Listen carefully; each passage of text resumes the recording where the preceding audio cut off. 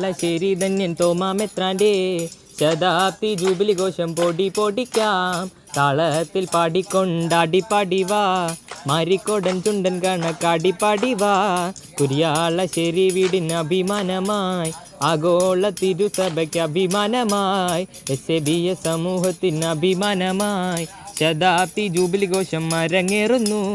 ധന്യനാം തോമാമെത്രാൻ ആരാണെന്നല്ലേ, ആദി ബിഷപ്പും ആരാധന സഭ സ്ഥാപകനും തന്നെ. കുരിയാലശ്ശേരി വീടും ചമ്പക്കുളവും കുഞ്ഞു തോമ വളർന്നൊരു കളിവീടല്ലോ. ഒന്നല്ല മൂന്നോ നാലോ കുർബാന കാണും, കൊച്ചോളങ്ങൾ എണ്ണി എണ്ണി ജപമാലയും. സുഹൃതങ്ങൾ ചെയ്ത് വന്ന ബാല്യം കഴിഞ്ഞു, പെട്ടെന്ന് സെമിനാരി പഠനം തുടങ്ങി.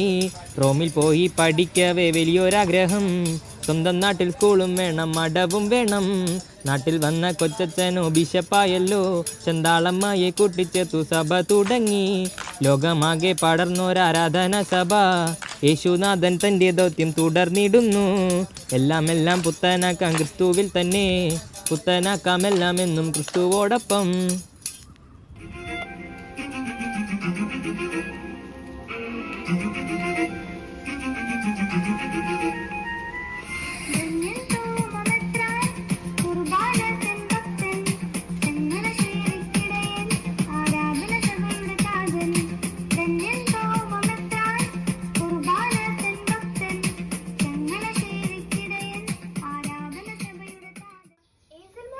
കണ്ടില്ലല്ലോ. കാറ്റഗിസം കഴിഞ്ഞിട്ടുള്ള സമയം കഴിഞ്ഞില്ലേ? അമ്മേ, ഞാൻ ഇവിടെ ഉണ്ട്. ഈ ഓർമ്മയുടെ ഓണങ്ങൾ ഒന്ന് വായിച്ചു തീർത്തോട്ടെ. അത് കഴിഞ്ഞാലേ എനിക്ക് ചോറുണ്ണാൻ തോന്നൂ. മോളെ, മണി 1 കഴിഞ്ഞു. ഈ ഓർമ്മയുടെ ഓണങ്ങളിൽ ആരുടെ കഥയാ?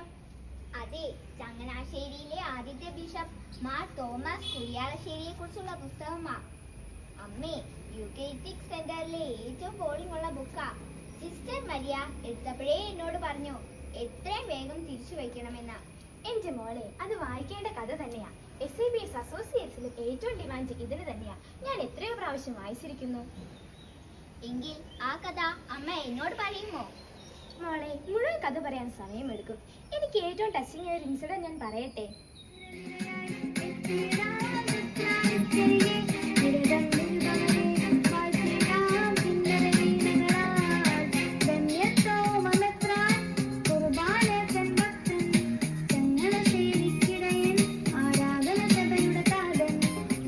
അജഗണരക്ഷയിൽ ഉത്സുകനായ പിതാവ് ഒരിക്കൽ ഭവനങ്ങൾ സന്ദർശിച്ച് മടങ്ങുകയായിരുന്നു.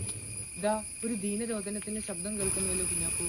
പിതാവ് കുടിലിൽ പ്രവേശിച്ച് ആ സാധു മനുഷ്യനെ ആശീർവദിച്ച് പ്രാർത്ഥിച്ച ഉടനെ അദ്ദേഹം മരിക്കുന്നു. ആ പാവപ്പെട്ട ആത്മാവ് ആനന്ദത്തോടെ സ്വർഗത്തിലേക്ക് യാത്രയായി.